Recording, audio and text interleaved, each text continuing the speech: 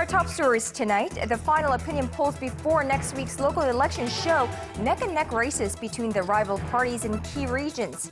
Now, from this point forward, media outlets, including Arirang TV, will no longer be able to release new figures that could sway public opinion.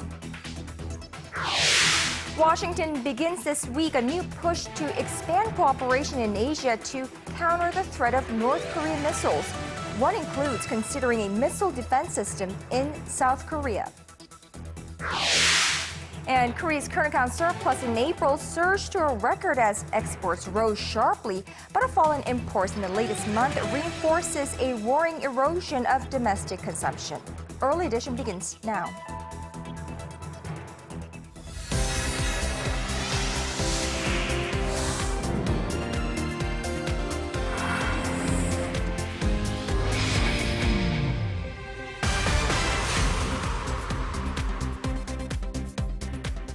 It is 5 a.m. in New York, 4 p.m. in Bangkok, and 6 on Thursday, the 29th of May here in Seoul. Hello, this is Early Edition at 6, live from Seoul. I'm Moon Gon-young. And I'm Daniel Che. Thank you for joining us. Lawmakers have come to an agreement on the timing and scope of an investigation that will look into the government's handling of last month's ferry disaster. Right, the details have not yet been released, but lawmakers will vote on the agreement this evening at 9:30 p.m. local time, which is in about 3.5 hours. Now, before then, the rival parties plan to brief victims' families on what the investigation will entail. We will bring you more updates as they come in this evening. And just 6 days are left until Koreans head to the voting booth for the local elections. Beginning this Thursday, new opinion polls are prohibited from being released in the media as early voting starts nationwide tomorrow. Our Kwon So-hwa has the details. The races are tightening up with less than a week to go until the elections. Voters are in the final stages of deciding on which mayor or governor they want to represent them. The latest poll numbers show the ruling Saenuri Party has the upper hand in 6 regions, the main opposition New Politics Alliance for Democracy in 5, an independent candidate in 1, and the rest of the 5 regions are neck and neck at this stage. An opinion poll conducted by Research and Research has the incumbent mayor of Seoul, Park Won-soon, still in lead over his conservative rival Chung Mong-jun, but the gap has narrowed compared to 2 weeks ago. In Gyeonggi-do Province, which has the largest number of eligible voters, the ruling Saenuri Party's candidate for the governor's post has a slight lead over the opposition candidate Kim Jin-pyo. A very tense race is expected in Busan, which is getting a lot of attention this time around as independent candidate Oh Go-don is receiving great support. Voter sentiment will become more unpredictable in the following days, as from this Thursday, the National Election Commission forbids the release of newly conducted opinion polls to the media. For those who won't be able to vote on the actual voting day, early voting for the first time in Korea will begin Friday for 2 days at some 3,500 polling stations across the country. Anything could happen in the coming days to turn the ratings on their head, as the voter tendency among different age groups and the voter turnout play a big role in the actual results. Kwon So-hwa, Arirang News. Former Supreme Court Justice An Dae-hee's sudden withdrawal as President Park Geun-hye's nominee for Prime Minister has left her reform plans in tatters. In fact, as our Choi Yu-sun reports, it's expected to delay the entire restructuring process and possibly other administrative affairs. When President Park announced her pick for Prime Minister 1 week ago, it was considered by many as a reflection of her commitment to reform Korean society.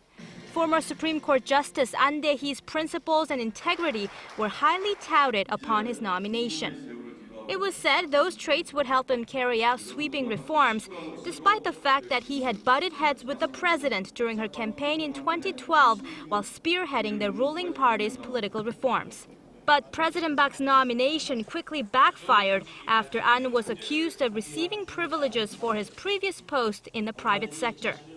It was discovered that he made about $1.5 million in a period of just 5 months last year working as a lawyer after leaving the Supreme Court. The president, who had pledged to root out cronyism in Korean society in the aftermath of the Sewol-ho ferry disaster, ended up nominating someone who was at the very center of it. An's surprise resignation Wednesday has dented the president's efforts to reform the government and to assuage public anger over the government's lax management of the ferry accident. The president is widely expected to take more time to make her next pick, possibly after next Wednesday's local elections. This means the much-anticipated cabinet reshuffle will not likely take place until after mid-June.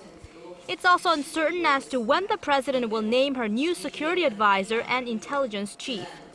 And amid criticism over the latest personnel debacle, the fate of Presidential Chief of Staff Kim Ki-chun and other aides at the presidential office are also now in question. Choi Yu-sun, Arirang News. Authorities have so far been unable to track down Yoo ByungEun, the practical owner of the sunken Sewol-ho ferry, who remains on the run. But they have tracked down his assets, which total well over $200 million, and they were granted approval on this Thursday to freeze them. For the latest on the investigation, here's our Shin Se-min. Korean prosecutors have been given approval to freeze more than $200 million worth of assets held by the owner family of the sunken Sewol-ho ferry. Yoo ByungEun, the head of Cheonghaejin Marine Company, which operated the ill-fated ferry, and his family are suspected of having accumulated at least $234 million worth of earnings through various crimes, both at home and abroad. A district court in Incheon on Thursday granted a request by the Incheon District Prosecutor's Office to freeze the assets of Yoo and his 3 children to prevent them from stashing away cash or real estate holdings before trials. Yoo and his 3 children, Seomna, Taekyun, and Hyuki, are wanted on a string of corruption charges and irregularities that are believed to have contributed to the sinking of the ferry. It is all part of an effort to hold a fugitive family criminally liable for the deadly April 16th disaster. Meanwhile, a French court has rejected a request by Yoo ByungEun's eldest daughter, Seomna, to be released on bail. The process for having her extradited to Korea began Wednesday, but could take up to a year. Shin Se-min, Arirang News.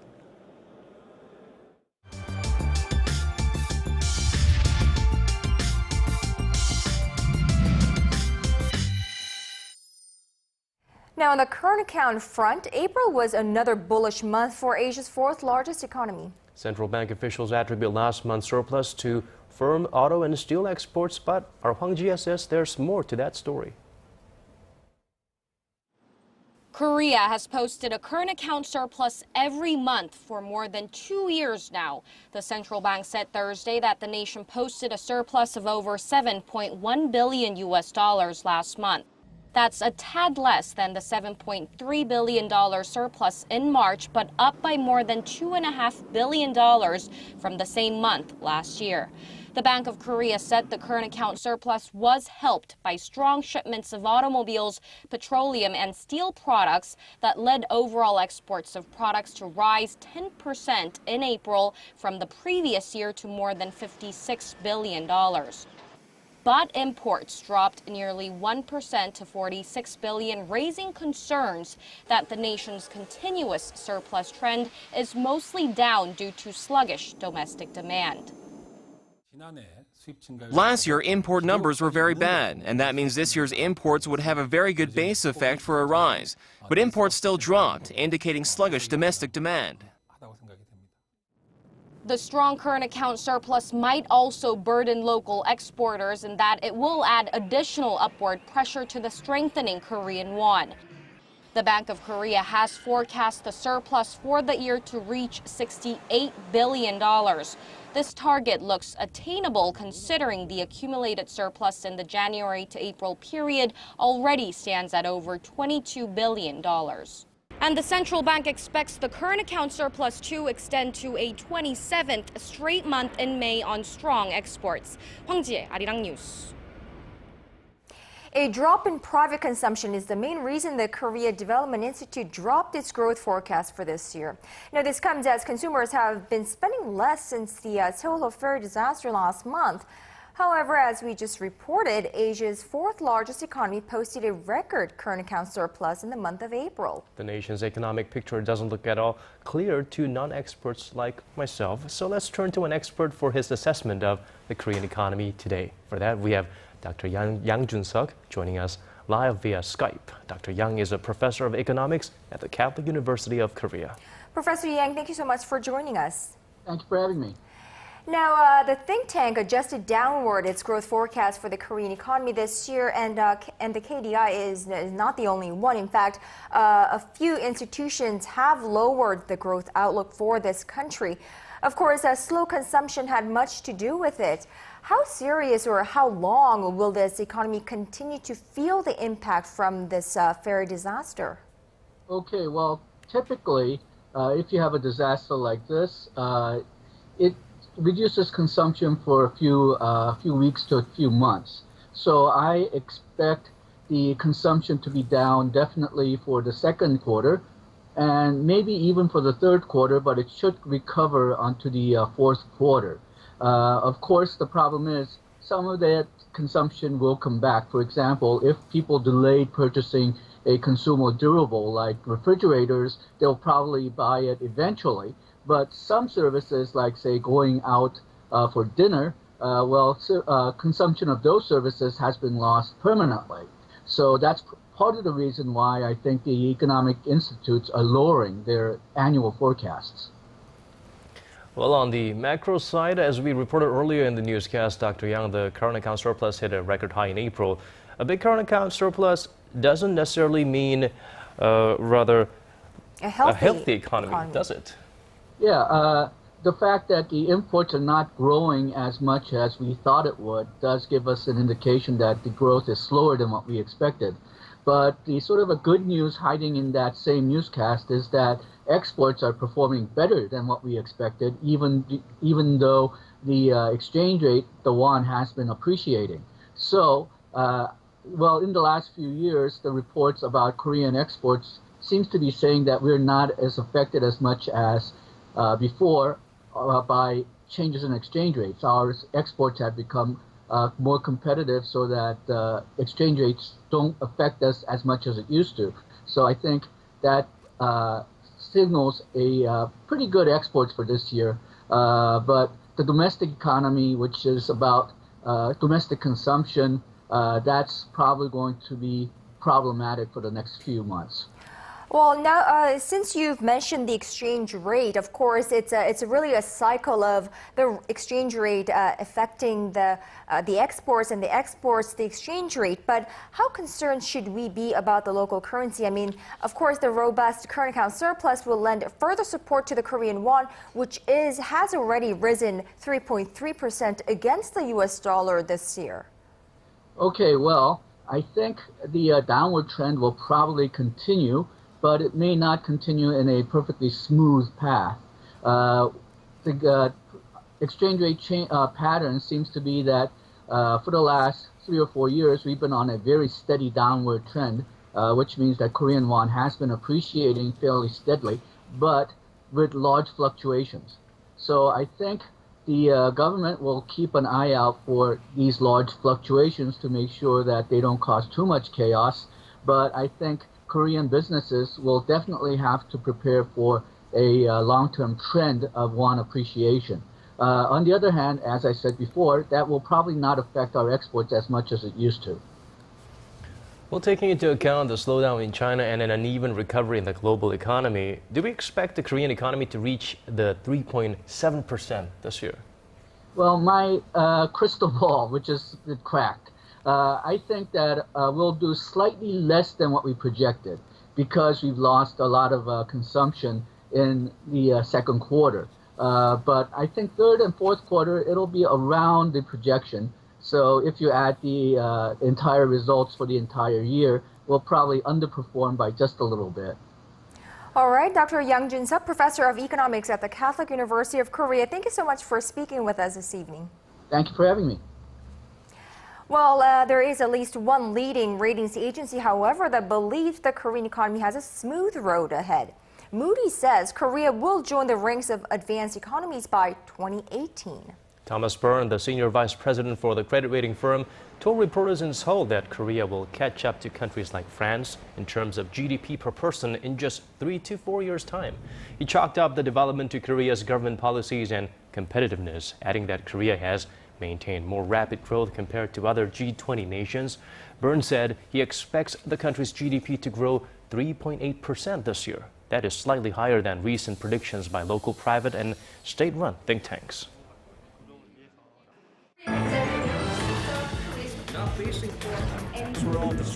Digging deeper, getting to the bottom of stories that impact your life, talking with you on air and online, connecting you with experts on the world's most pressing issues. News and current affairs at its best with Moon Gon-young and Daniel Che on Early Edition at 6.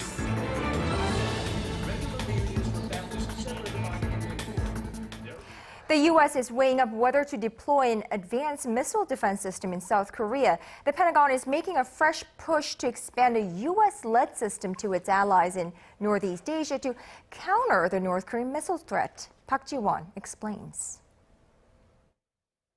Quoting a Pentagon official, the Wall Street Journal reports that Washington has conducted a site survey for possible deployment locations in South Korea for its Theater High Altitude Area Defense, or THAAD. No final decision has been made yet on the system, which is designed to intercept a diverse range of missiles. South Korean officials have long indicated that Seoul would prefer to develop its own defenses rather than taking part in the U.S.-led system. With that in mind, the report quotes the Pentagon official as saying that the U.S. could deploy the THAAD system to South Korea for a temporary period and then replace it with another system purchased by Seoul. It could also let Seoul buy its own missile defense system. The vice chairman of the U.S. Joint Chiefs of Staff, James Winnefeld, meanwhile, is calling for better regional missile defense cooperation between South Korea and Japan. Speaking at a seminar in Washington Wednesday, Winnefeld emphasized the importance of developing a regional missile defense system between its main allies to effectively counter North Korean threats. U.S. Congress also passed a bill last week calling on the Defense Secretary to assess the opportunities to strengthen ballistic missile defense cooperation among Seoul, Tokyo, and Washington. This is raising pressure on South Korea to join the U.S.-led missile defense system.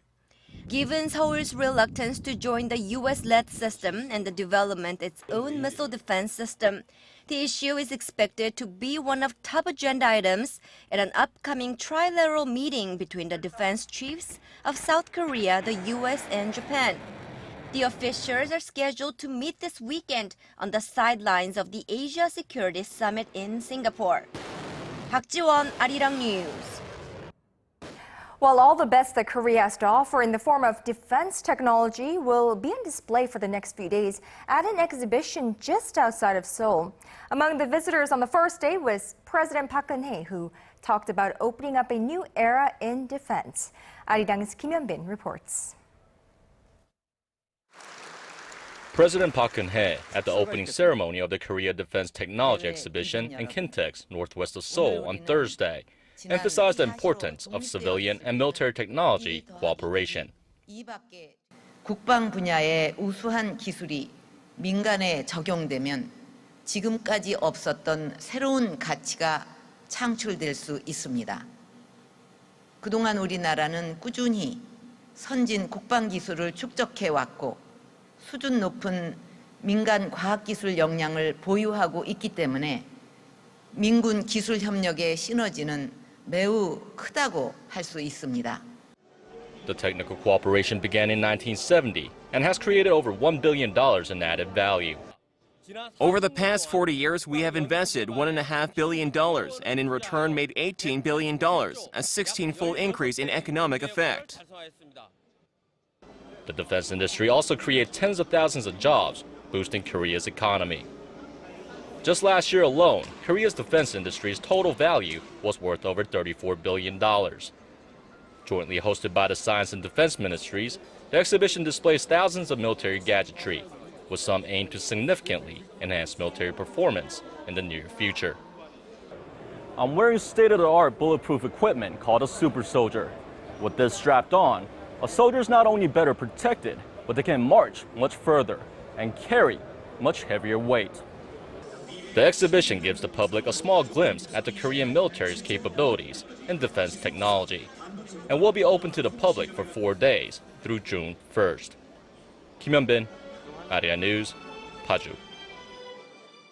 Very impressive. Let's move on to a different story now. A UN Human Rights Office, which will monitor human rights conditions in North Korea, is due to open in South Korea sometime in the latter half of the year. The Geneva-based Office of the High Commissioner for Human Rights said Wednesday that its field-based structure will be set up in Seoul, as the South Korean government has already given its approval.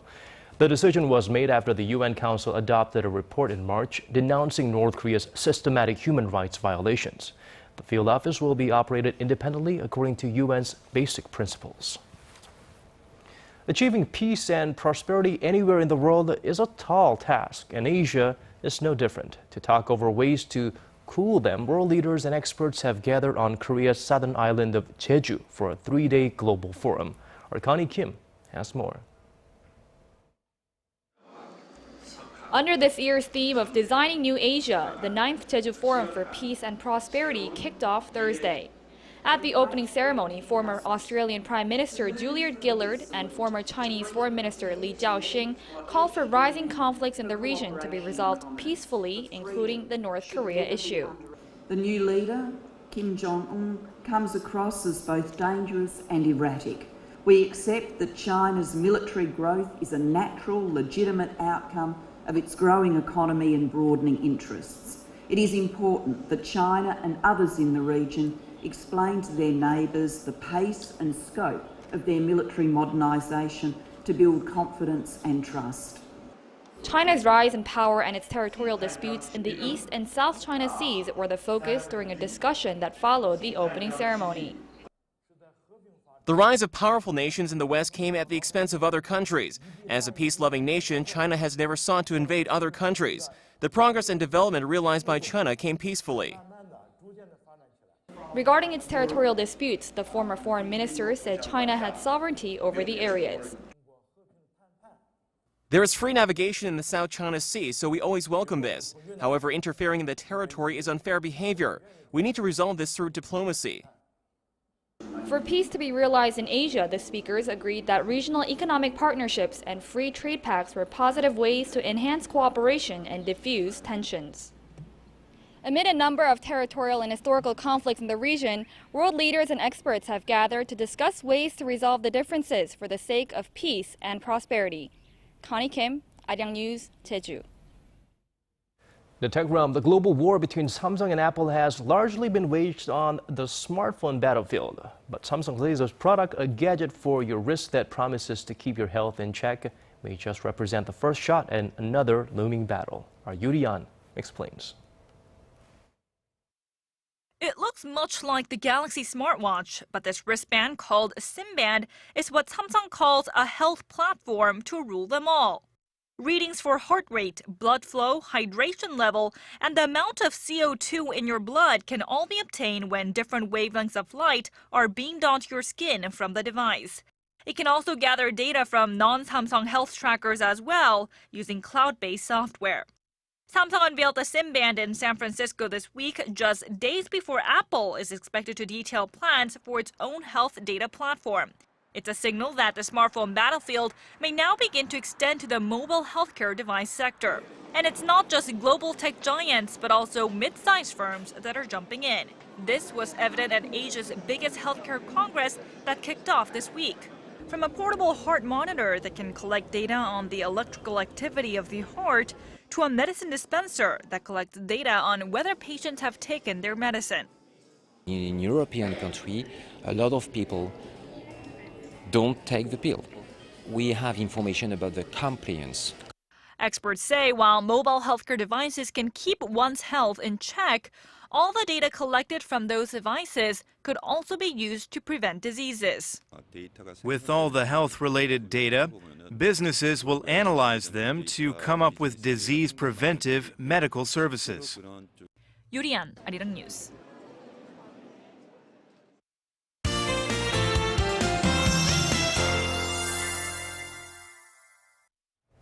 You know, the hot weather continues here in this country. To find out what else is new, let's get a check on the forecast by turning to our Michelle Bach at the Weather Center. Michelle? Good evening, guys. It definitely felt like summer today with Seoul reaching above 30 degrees for the first time this year, which is unusually high considering that we're still in the month of May. And tomorrow we are looking at very similar conditions with clear skies. Now, as for the yellow and fine dust, the levels have lowered for now and will clear out tonight evening. However, the levels are expected to go up again tomorrow. Now, our weekend also looks favorable and hot with the daytime highs up into the 30s. Now, also, while you are enjoying this nice weather, make sure to drink lots of water and stay in the shade when possible to avoid becoming dehydrated. Now, going over to our tomorrow's readings, so we'll top out at 17 in the morning and before reaching up to 33 in the afternoon. Meanwhile, the southern cities such as Daegu and Busan will peak up to 34 and 27 degrees. Now moving over to other regions, Jeju Island and Dokdo will reach up to 28, while Mangkumgang tops out at 31. Well, that's all for now. I'm Michelle Pargan. Back to you guys. Thank you for that, Michelle. And that brings us to the end of our newscast. Thank you for watching. For our viewers in Korea, have a wonderful rest of the evening. This has been Daniel Choi. And I'm Moon Young. To those of you in other parts of the world, have a great start to your day, and we hope to see you right back here, same time tomorrow. Bye-bye.